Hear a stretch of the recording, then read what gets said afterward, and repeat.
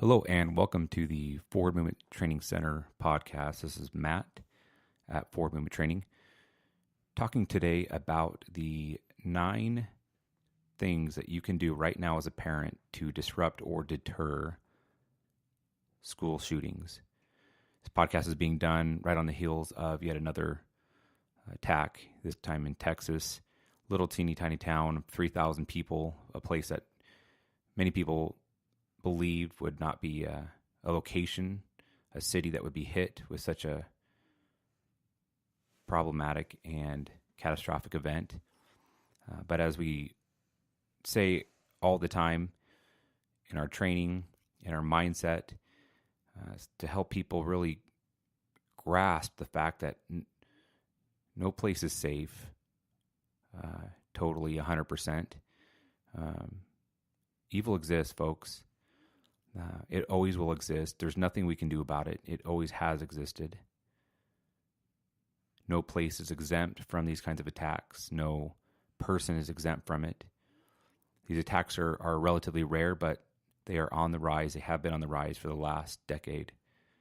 Right now, the event that you haven't seen it, Department of Justice put out a report that right now in 2018, as it stands, we've lost more students in school shootings than we have combat personnel, both deployed and not deployed.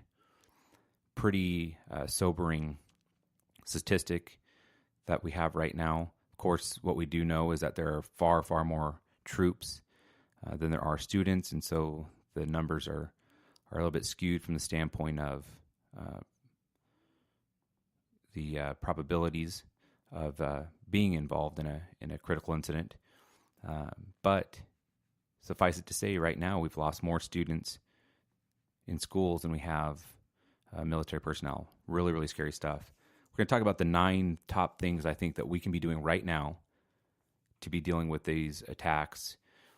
Every time these things happen, there's always a lot of emotion involved. All of us are fed up with it. We have been since Columbine 20 years ago, but yet it seems like nothing ever gets done. And it's because there's the same rhetoric and the same finger pointing that happens each and every time. And as a result, we don't see change. But we continue to see these events take place, and we continue to see them be more and more horrific, more and more shocking to the conscious. And so here's what we can do.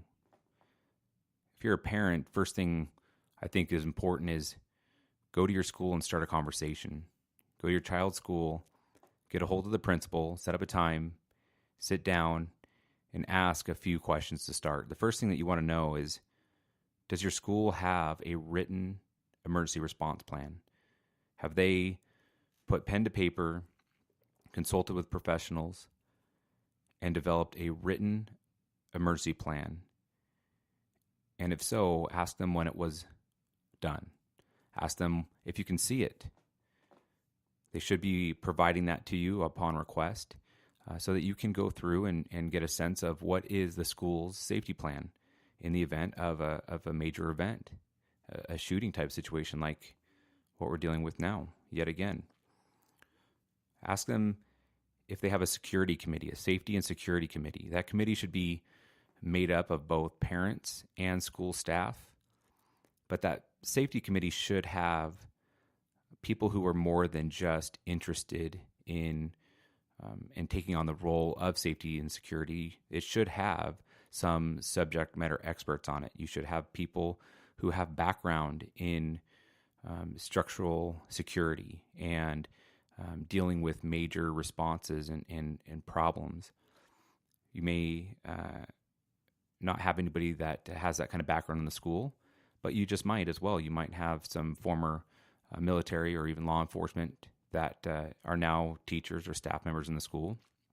They should be represented on the board.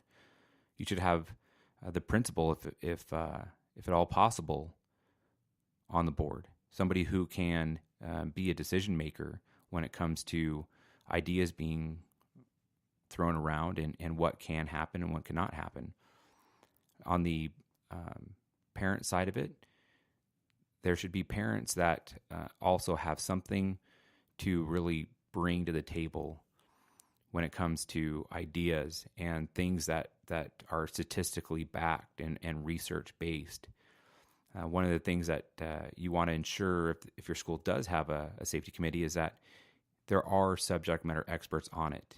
It's probably not as fruitful and beneficial as it should be if you're finding that there's nobody on the committee that has that kind of background. So make sure that committee is in place. Find out how often they meet. You want to know the frequency of that and any victories that committee has had, things that they've gotten done. So that's number 2. Number 1 is find out if your school has a written emergency plan. Number 2, does your school have a safety and security committee? You may offer to volunteer on that committee if you yourself have a plan and some background. And so get on that if they have some space available. Number 3 is figuring out whether the school is meeting or exceeding state and district mandated drills. What we have found in our training is that fire drills are mandated. Lockdown drills are mandated. Fire drills oftentimes are being rehearsed and practiced once a month. Equates to 9 drills on average in the school year. And on the lockdown side, and they're called lockdown, that's what they refer to them as. That is not what I would call them, but this is terminology that the schools are familiar with. They call them lockdown drills. They're doing those drills on average twice a year. Now, if they're doing them twice a year, then chances are they're just barely meeting the mandated response needed to check the box. So right now, I think it's really important that when we're talking about the drills and we're talking about training, we're figuring out whether or not our school is meeting or exceeding the mandates. I think it's also important to have perspective here, and part of that perspective is to understand that it's been over 50 years in our country since we've lost a staff or student in a fire, and that the reason being, logically, is that you almost cannot walk into a school and light something on fire. Everything is flame retardant. Everything is designed to combat the potential of a fire initiating and spreading. You have sensors, you have alarms, you have all the material is designed to be flame retardant. You have drills that take place once a month. You have fire inspectors and fire marshals that are constantly involved in mandating what kind of doors to have, the kind of locks to have, the way things will work in the event of a fire alarm. There's posted emergency evacuation plans. Everything is in place to have a preventative measure in a way that we're just not seeing fires in schools, and we're certainly not losing staff and students in schools every year. So then you look at the active shooter response, the emergency response drills, the lockdown drills as the schools like to refer them as, and those are happening twice a year. Now, some of you may know, I've had a conversation with some of you that I was at my son's school for the last lockdown drill, and some of the students weren't even there because they were on a field trip. So for those students and those teachers, they missed one of the 2 drills that school does in the year. So for some of those teachers in that school, they're getting 1 drill in the year. I think it's time that we start to address schools doing the bare minimum, and that we start evaluating what is the true threat to our kids in school. Now, I think the truest threat to our kids is not these active shooter events, and clearly statistics support that. I think actually much more of a threat are abduction type circumstances where kids are being scooped up and taken from the school without permission. whether that be by a parent, an estranged parent, a custodial issue, or the worst case scenario, a stranger. But we're having these loss of life events happen each and every year, multiple times a year. We're not losing kids in fire. We're not losing staff members and teachers in a fire.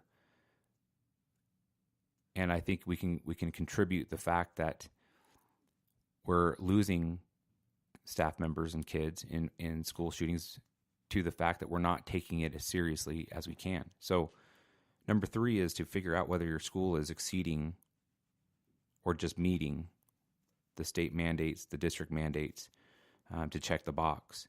This is obviously, when we're talking about loss of life, something that we should not be just aiming for the bare minimum.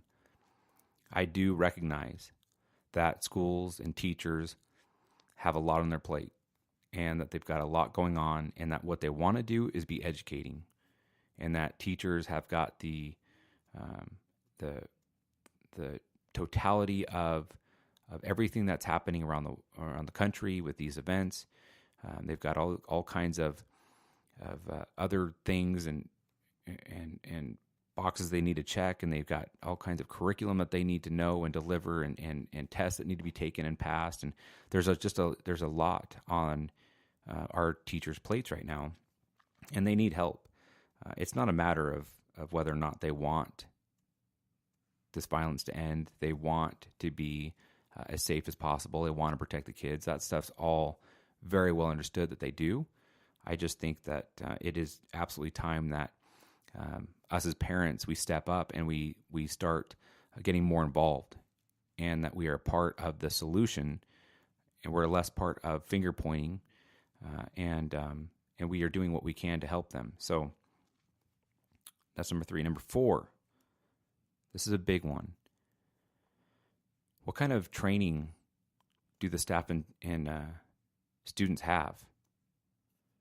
So what I have found is that the typical school and the typical teacher has a school resource officer assigned to it, and that school resource officer tells the teachers and the staff members what they feel it would be the correct solution to dealing with these kinds of events. And they have conversations about it, and they have some sort of tabletop scenarios, and they have a lot of discussion about it.